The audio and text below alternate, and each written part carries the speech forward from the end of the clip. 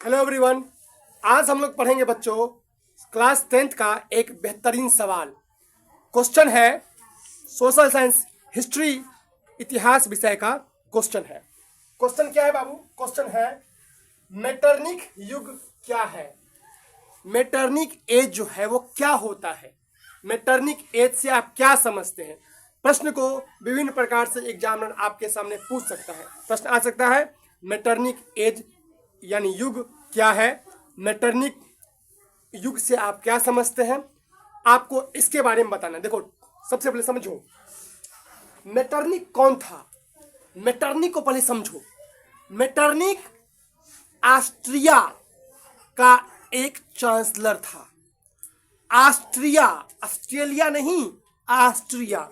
एक देश ऑस्ट्रेलिया है, एक ऑस्ट्रिया है। तो ऑस्ट्रिया के कौन थे बच्चों? चांसलर। तो अगर आपसे कोई पूछ ले कि बताओ मेटरनिक कौन था, ऑस्ट्रिया का चांसलर। यह पूरे यूरोप में 1815 से 1848 तक इसका दबदबा होता है।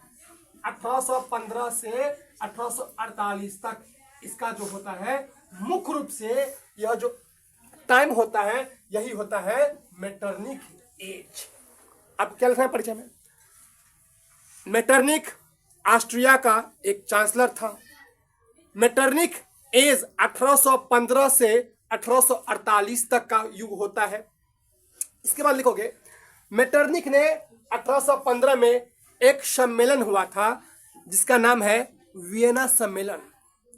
वियना सम्मेलन या वियना कांग्रेस। वियना कांग्रेस। तो एक प्रश्न पूछेगा कि बताओ बउआ वियना कांग्रेस जो है, वियना कांग्रेस यह स्थापना यह सम्मेलन कब हुआ था? तो बोलोगे सर ये हुआ था 1815 में। फिर प्रश्न पूछेगा कि बताओ इस वियना सम्मेलन के चेयरमैन अध्यक्ष कौन थे, मतलब किनकी अध्यक्षता में हुआ था? तो बोलोगे वही हमारे मेटरनिक। फिर प्रश्न पूछेगा बोलो बउआ मेटरनिक कौन था? तो ऑस्ट्रिया का चांसलर था। फिर प्रश्न पूछेगा उसका नेचर कैसा था? वो घोर प्रतिक्रियावादी। प्रतिक्रियावादी मतलब होता है जो तुम एक्शन लोगे और उसके जस्ट अपोजिट एक रिएक्शन देगा वो, समझे? हर एक हमने पढ़ा है ना न्यूटन का थर्ड लॉ, हर एक क्रिया के विपरीत एक प्रतिक्रिया होती है। Every action has equal and opposite reaction. पढ़ा है ना न्यूटन का थर्ड लॉ कहता है जैसे गेंद फेंकेंगे तो जितने तेज से हम गेंद फेंकेंगे उतने ही तेजी से हमारे पास वो पीछे दीवार पर आएगा वापस। तो देखो यह घोर प्रतिक्रियावादी था, रिएक्टिव था। देखो अब इसका एज 1815 से 1848 तक हुआ है, समझ गए सर? इन्होंने वियना सम्मेलन की अध्यक्षता किया, यह भी समझ में आ गया। ठीक है, ये किस देश के थे? ऑस्ट्रिया देश के, यह भी समझ में आ गया। अब समझो मेटरनिक से पहले एक बहुत ही शक्तिशाली फ्रांस का एक बहुत ही मोस्ट पावरफुल एक व्यक्ति था जिसका नाम था Napoleon Bonaparte. Napoleon Bonaparte most powerful. Napoleon Bonaparte के बारे में समझो। नेपोलियन बोनापार्ट 1804 में सरकार मतलब समझो राजा बनता है और मुख्य रूप से 1814 तक रहता है। 1814 तक।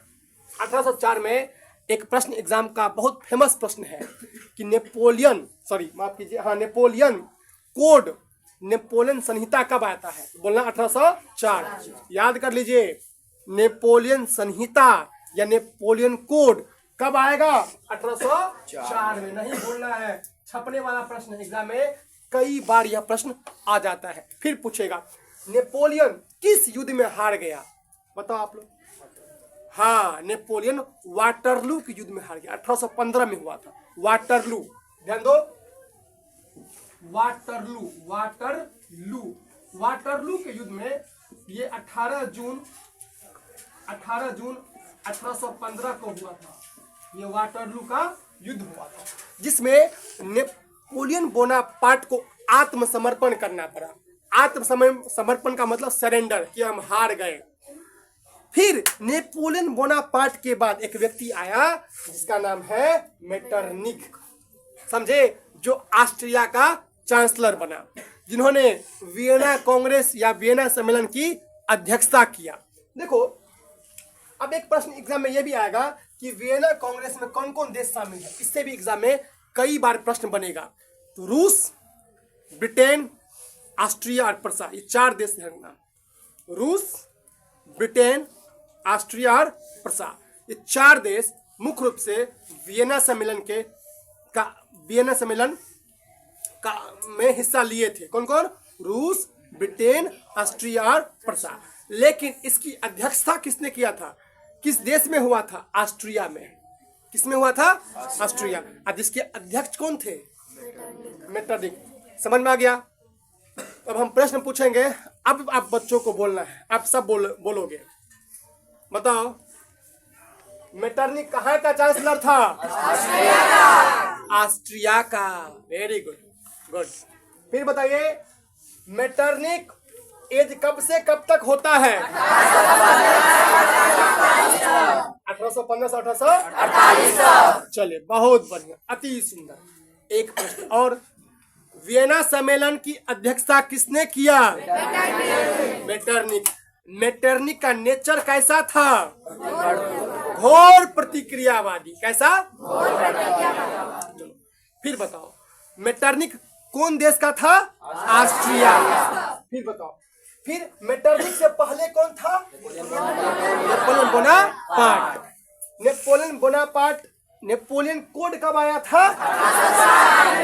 नेपोलियन कोड या नेपोलियन संहिता बोलेगा।